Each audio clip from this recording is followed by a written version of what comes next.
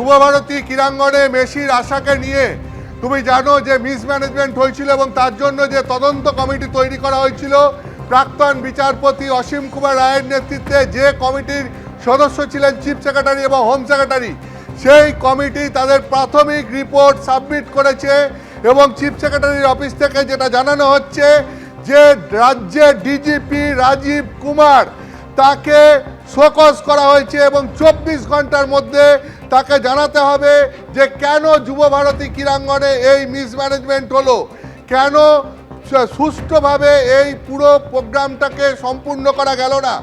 একই সঙ্গে বিধাননগরের সিপি যে মুকেশ কুমার তাকেও শোকজ করা হয়েছে এবং তাকেও জানাতে হবে 24 ঘন্টার মধ্যে যে বিধাননগর কমিশনারের কেন এই ইভেন্টটা সুষ্ঠুভাবে সামলাতে পারলো না। একই সঙ্গে ডিপার্টমেন্টাল প্রসিডিংস ইনিশিয়েট করা হচ্ছে।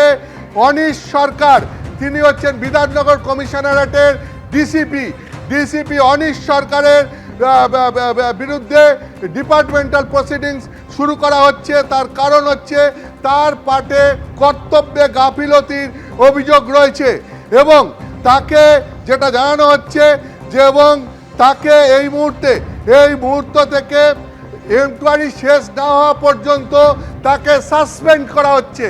এনকোয়ারি শেষ না হওয়া পর্যন্ত অনিশ সরকারকে সাসপেন্ড করা হচ্ছে। একই সঙ্গে রাজেশ কুমার সিনহা প্রিন্সিপাল সেক্রেটারি, তিনি হচ্ছেন গিয়ে রাজ্য যুব এবং ক্রীড়া দপ্তরের প্রিন্সিপাল সেক্রেটারি, তাকেও শোকজ করা হচ্ছে এবং তাকেও যে কেন এই ঘটনা ঘটলো, এই মিসম্যানেজমেন্ট কেন হলো এবং কোথায় কোথায় গাফিলতি ছিল, এই সমস্ত কিছু তার কাছে জানতে চেয়ে তাকেও শোকজ করা হয়েছে। একই সঙ্গে যেটা হচ্ছে যে দেবকুমার নন্দন, WBCS এক্সিকিউটিভ অফিসার রিটায়ার্ড, যিনি সিইও বিবেকানন্দ যুবভারতী ক্রীড়াঙ্গনের, তাকে এই মুহূর্ত থেকে তাকে উইথড্র করে নেওয়া হচ্ছে, অর্থাৎ তাকে তার কর্তব্য থেকে অব্যাহতি দেওয়া হচ্ছে, তাকে তার ডিউটি থেকে অব্যাহতি দেওয়া হচ্ছে এই মিসম্যানেজমেন্ট যেটা হয়েছে যুবভারতী ক্রীড়াঙ্গনে শনিবার দিন তার জন্য। এবং একই সঙ্গে এই তদন্ত কমিটি একটা স্পেশাল ইনভেস্টিগেশন টিম তৈরি করছে, যে টিমে রয়েছেন রাজ্যের 4 জন IPS অফিসার।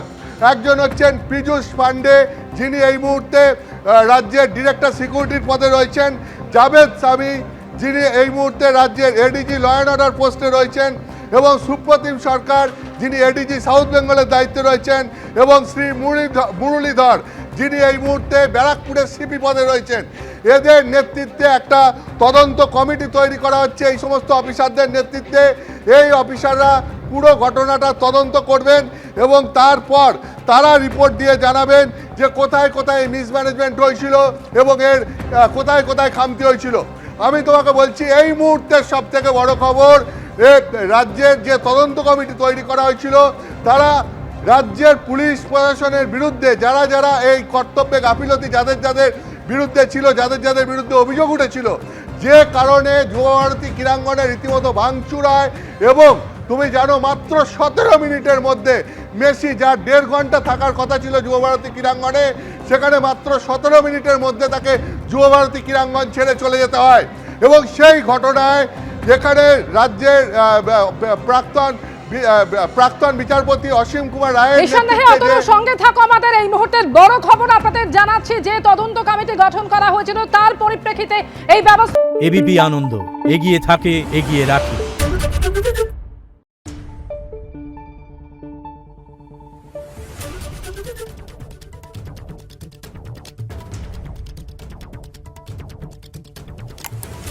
Thank you.